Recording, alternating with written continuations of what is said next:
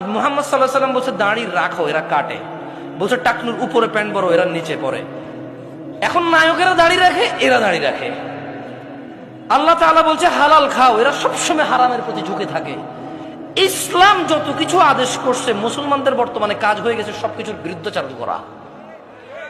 ওয়াল্লাহি যদি শুকর খাওয়া হালাল হতো কেউ শুকর খেত না, গরু খেত সবাই। যদি মদ খাওয়া হালাল হতো এই মুসলমানরা মদের প্রতি এত আকৃষ্ট থাকতো না, সবাই পানের প্রতি থাকতো আকৃষ্ট। যদি সুদ আর ঘুষ খাওয়া হালাল হতো তাহলে আজকের যে মুসলমান আমার চোখের সামনে আসি আমরা আমার মনে হয় এরা কেউ সুদ আর ঘুষ খেত না। ওয়াল্লাহি যদি নামাজ পড়লে পাপ হতো তো ফজরে তুমি মসজিদে জায়গা দিতে পারতা না। মুহাম্মদ সাল্লাল্লাহু আলাইহি ওয়াসাল্লাম বলছে দাড়ি রাখো, এরা কাটে। বলছে টাকনুর উপরে প্যান্ট বড়, এরা নিচে পড়ে। এখন নায়কেরা দাড়ি রাখে, এরা দাড়ি রাখে।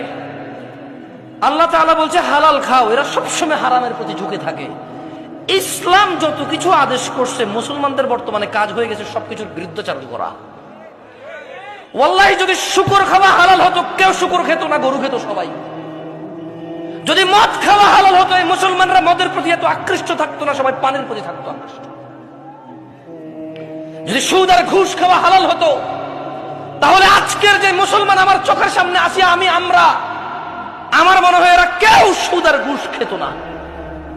ওয়াল্লাহি যদি নামাজ পড়লে পাপ হতো তো ফজরে তুমি মসজিদে জায়গা দিতে পারতা না।